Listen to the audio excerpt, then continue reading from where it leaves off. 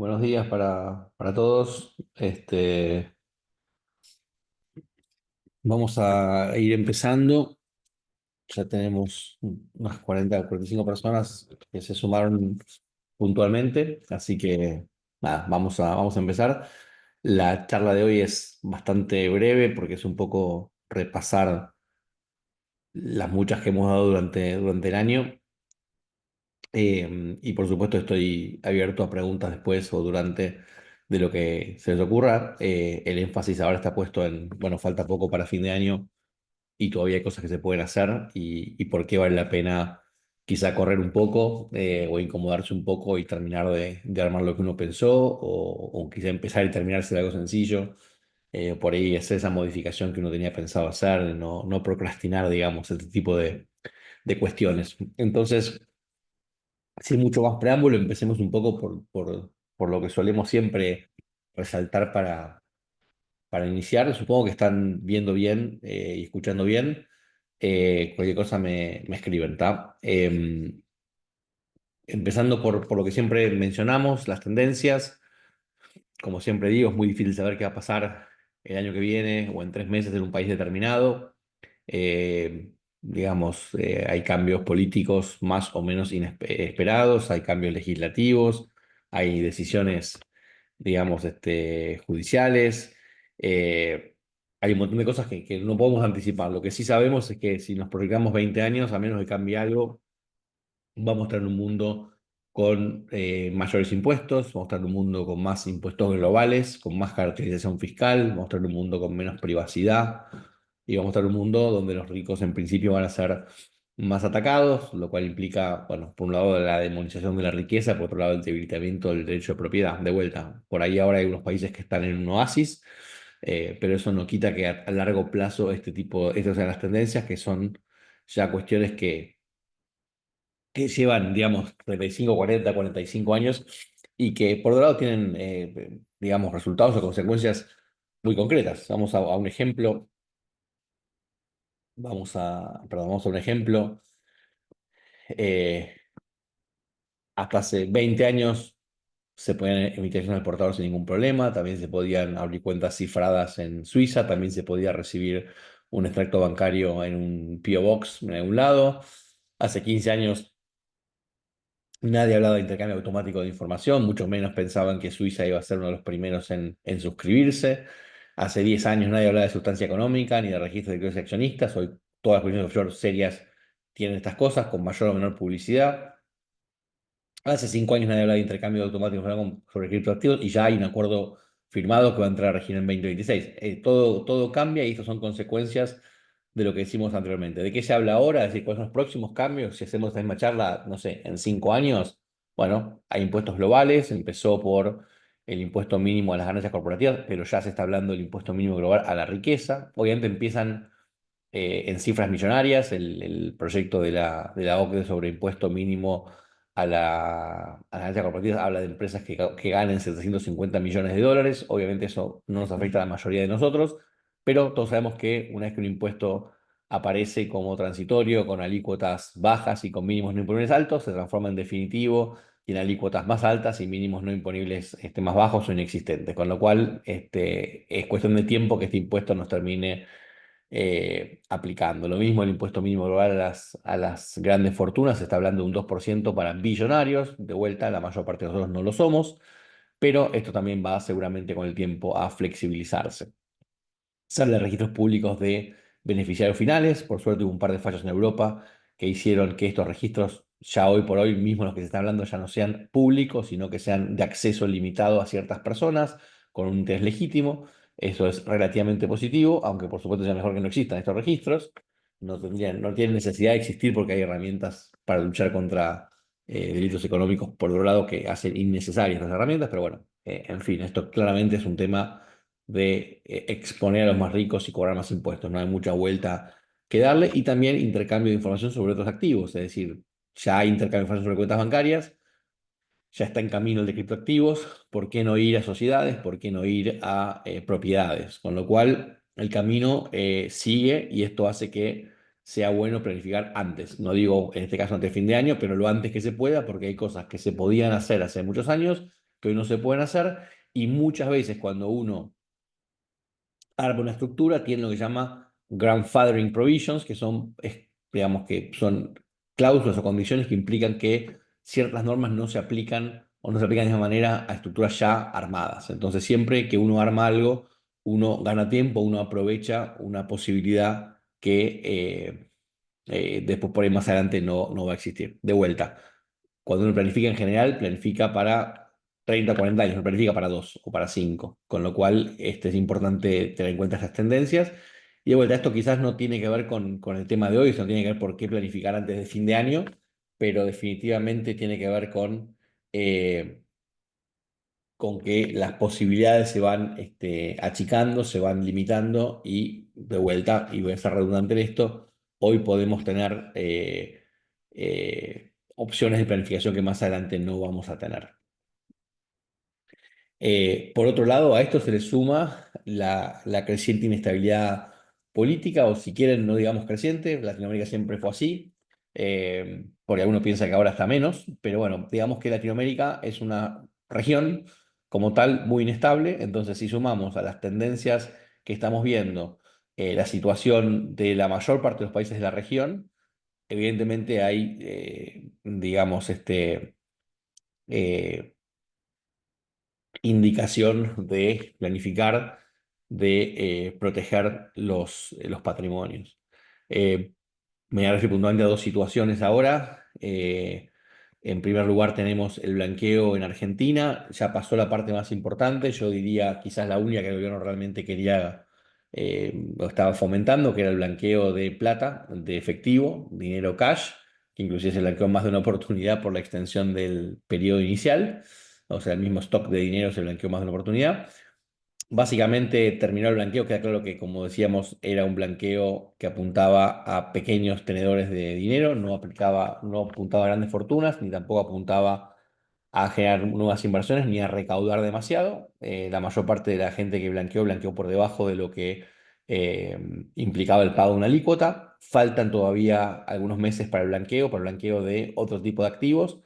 No creemos que haya muchos cambios. Lo que sí decíamos al principio del blanqueo, durante el blanqueo, y lo seguimos diciendo ahora, lo importante respecto de Argentina, más allá del veranito actual, no es tanto si uno blanquea o si uno no blanquea, es una decisión personal, sino que en ambos casos hay que estructurarse. En el caso de que uno blanquee, hay que estructurarse para pensando en que puede ganar otro partido, puede haber más impuestos, puede haber confiscaciones. Argentina es el país que más veces confiscó activos de sus ciudadanos, lo hizo 5 veces, además de los 9 defaults. Entonces, más allá de la situación actual de ahora, del año que viene, o dentro de 3 años, hay que planificar. Y por supuesto, en el caso de gente que por alguna razón no entró al blanqueo, bueno, yo diría casi que no es opcional la planificación, porque bueno, hay que tratar de generar privacidad en un mundo que es, para bien o para mal, es lo que hay, más transparente, en definitiva.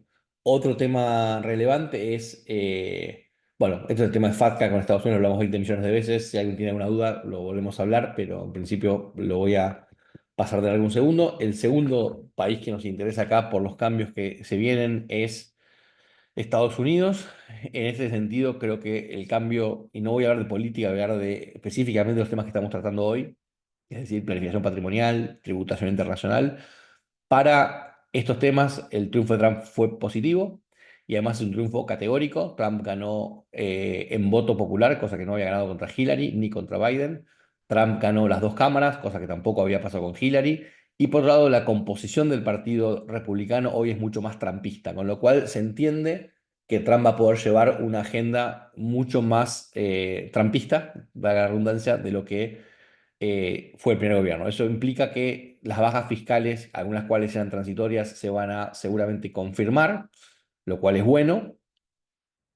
Eh, y una de las cosas que él está planteando, que planteó en la campaña, que puede ser interesante ver cómo termina jugando, es esta idea de no gravar más a ciudadanos americanos fuera del país. Ustedes saben que Estados Unidos es prácticamente el único país del mundo donde el sistema tributario está basado en la nacionalidad y no en la residencia. Entonces pasa que hay ciudadanos americanos que por ahí nunca vivieron en Estados Unidos, nunca produjeron en Estados Unidos, que igual tienen que pagar impuestos en Estados Unidos. Para estos americanos se creó FATCA. FATCA, acuérdense que no es una ley que haya buscado combatir el lavado de dinero, ni el financiamiento del terrorismo, ni la evasión fiscal. En otros países fue una ley que apuntaba eh, a cobrar impuestos a americanos fuera de los Estados Unidos que no estaban pagando. Por eso necesitaban la complicidad o la ayuda de todas las entidades financieras fuera de Estados Unidos. Ahora, si Trump cumple con esta promesa, honestamente no creo que lo haga, porque justamente es un ingreso bastante interesante y bastante fácil de conseguir. Pero si llegara a cumplir con esta promesa, y hay muchos argumentos a favor de que esto cambie, FATCA dejaría de tener sentido. Es decir, ¿para qué yo voy a generar una obligación de los bancos extranjeros de reportar americanos si no hay impuestos asociados a eso? Lo cual podría llegar a generar un cambio interesante. Tampoco diría que es 100% positivo, porque FATCA es el freno que existe para que Estados Unidos no sea obligado o presionado para sumarse al CRS. Por ahí festejamos que se elimina FATCA, si es que fuera el caso, y a los 5 años viene el Partido Demócrata y suma a Estados Unidos al intercambio global de CRS, y eso va a ser dañino para cualquier persona que tiene activos sin declarar en Estados Unidos, lo cual sería gravísimo. Lo cual refuerza el punto que es mejor estar estructurado, básicamente cuando nos emprendemos a estos cambios.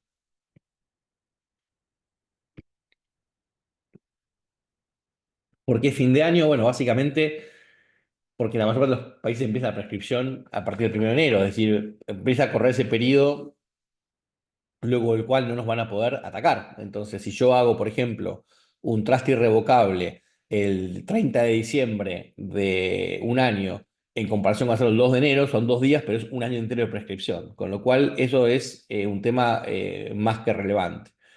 Y por otro lado, es el momento en que empiezan a regir cambios. Por ejemplo, en Brasil el año pasado, cuando cambió el año, cambió el régimen tributario.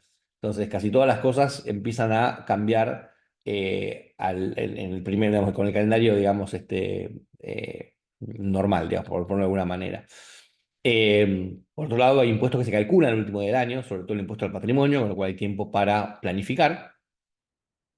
Y finalmente lo que decíamos antes, la incertidumbre política, o sea, nunca sabemos qué va a pasar, en el que viene hay elecciones en algunos países, entre ellos Bolivia, por ejemplo, y la situación es compleja. En Argentina tenemos mitad de término, no creo que haya demasiadas cuestiones extrañas por ahí. Uruguay acaba de elegir un partido de izquierda, si bien las elecciones uruguayas son las menos extrapolables en toda Latinoamérica, y no generan por ahí mucho miedo a los que estamos fuera de Uruguay, pero en Uruguay empezaron las consultas entre la primera ronda electoral y el balotaje, subieron de una manera impresionante las consultas de gente que estaba en un país donde normalmente no se planificaban los patrimonios, por un montón de razones, sobre todo por la estabilidad política. Entonces, digamos, ¿qué es lo que nos mueve a planificar esto? Esta imagen ya la han visto en todas mis presentaciones, pero siempre hay gente nueva, el público, como dice Mirta, se renueva y es bueno recordar. Estos son los objetivos de planificación, no siempre es un tema tributario. Sí, en el tema de hacerlo antes de fin de año, normalmente hay un tema tributario, por lo que decíamos antes de la prescripción, de cuándo se calculan los impuestos y demás, pero básicamente los objetivos de planificación son de diferente índole, dependen, varían de familia en familia. Eso hace que por ahí familias similares o socios de una misma compañía terminen armando estructuras distintas. Pero bueno, básicamente es una lista donde tenemos todos los objetivos de planificación. Más de lo que uno puede pensar o los prejuicios que uno puede tener. No es cierto que la gente planifica por un tema tributario en general como primer objetivo. La mayor parte de los países, de las gentes, planifica por un tema de seguridad jurídica, por un tema de proteger su patrimonio de ataques que puedan tener y por un tema de resolver cuestiones familiares, de sucesión y demás. Por supuesto que sí, uno al hacer eso puede además tener una ventaja tributaria que hoy por hoy diría que en la mayor parte de los casos pasa por un diferimiento fiscal más que por no pagar un impuesto. Por supuesto, bienvenido sea, pero es raro que una persona, digamos, solo piense en temas fiscales cuando piensa en planificación.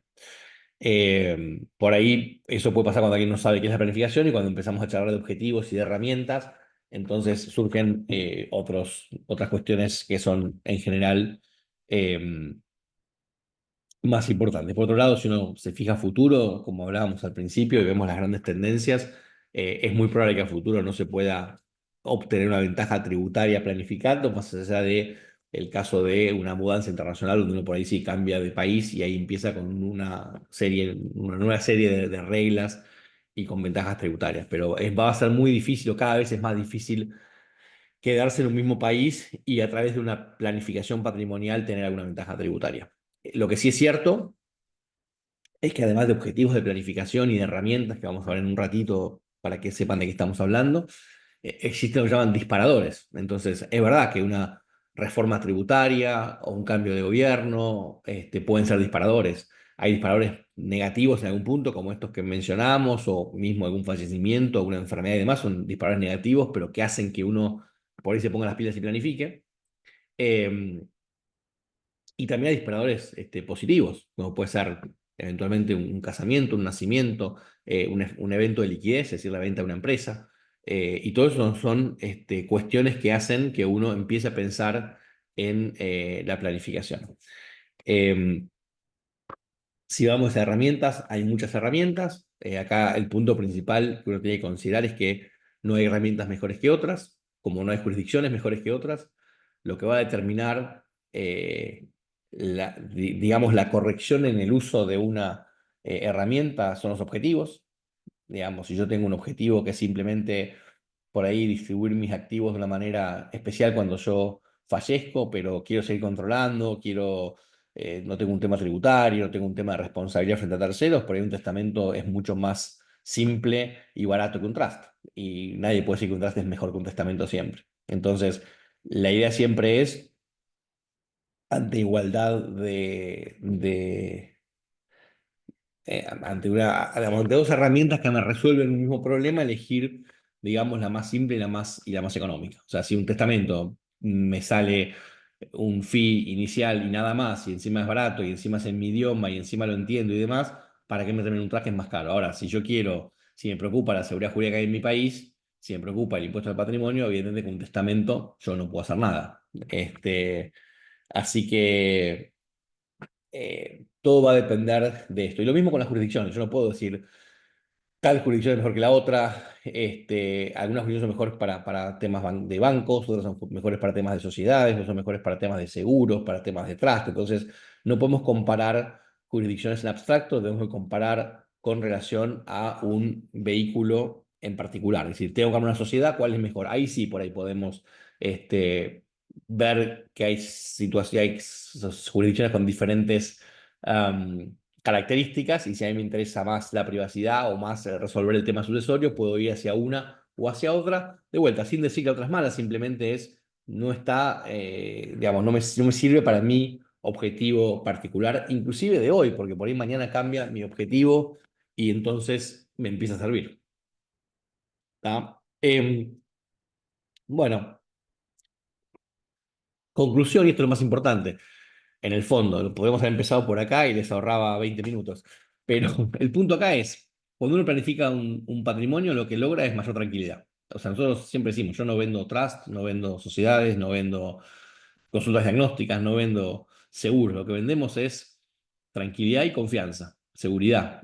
Eso es lo que uno consigue cuando arma su patrimonio. Uno sabe qué riesgos le pueden afectar y cuáles no. Entonces se despierta temprano, tranquilo, y no está leyendo el diario de, uy, ahora soy el intercambio, qué horrible, qué hago, salgo corriendo. No, yo ya sé que armé mi estructura, sé que mi estructura me protege o no de este riesgo y demás. Entonces el punto acá y la pregunta para ustedes es esta: si yo estoy diciendo que generar una estructura me da tranquilidad, ¿por qué posponerla?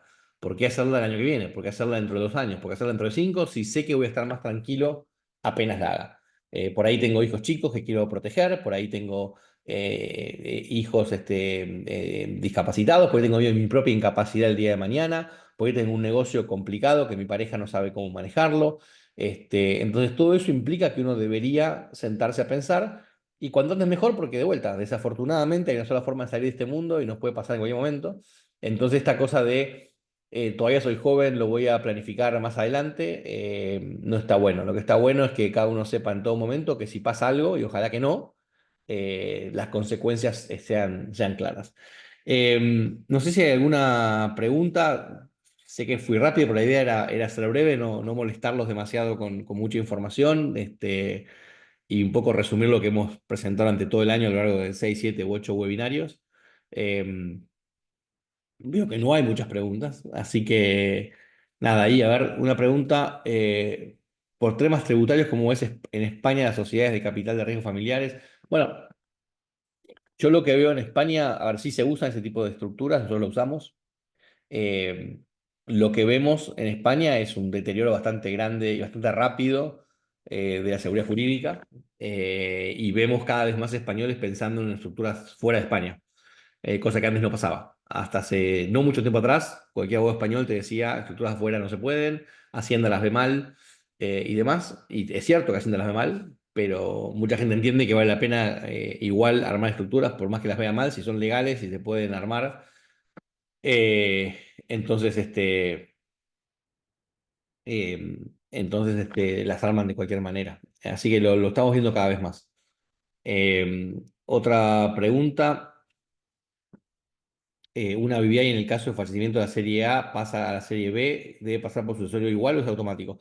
Si está bien estructurado es automático. Hay que ver los estatutos de la compañía, pero normalmente justamente se hace para que sea automático. Esa es la gran ventaja que tiene justamente BBI frente a otras jurisdicciones eh, en materia de planificación patrimonial. A ver, vamos a otra. Buenos días a todos, soy de Argentina y los bienes inmuebles están en Argentina. ¿Aplica un trust acá? ¿Desde qué monto o suma eso con la operación de costo? Bueno, primero que nada, creo que el monto o suma es la pregunta equivocada. Sorry, digamos, de exponerte de esta manera, pero no, a ver, tenés que pensar en el costo que le das a la tranquilidad, digamos, el valor que le das a la tranquilidad, perdón. Todas las soluciones tienen costo, como tiene costo ir a comer afuera o comprarse un auto, pero uno sigue yendo a comer afuera y sigue comprándose autos porque tienen ventajas. Y no es un tema económico. Entonces, esa cuenta nosotros no la hacemos. Este, Ahora, yendo a tu pregunta más profunda, digamos, la realidad es que en Argentina, si yo tengo un trust, sí me sirve para temas sucesorios.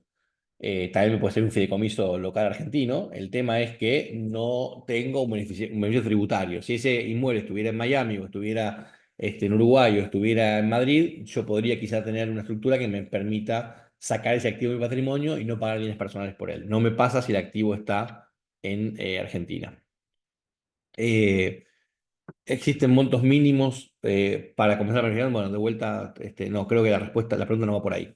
Eh, es uno de los mitos más grandes pensar que uno tiene que ser rico para planificar. Los ricos tienen changüí, como siempre digo, pueden equivocarse en la planificación y pueden eh, cometer 50 errores y seguir siendo ricos. Y los que son afluentes, ponele, cometen uno o dos errores y ya pueden quebrar y demás. O sea, yo creo que es mucho más importante planificar a una edad temprana y cuando uno es afluente que esperar a ser un viejito millonario, por ponerlo de alguna manera.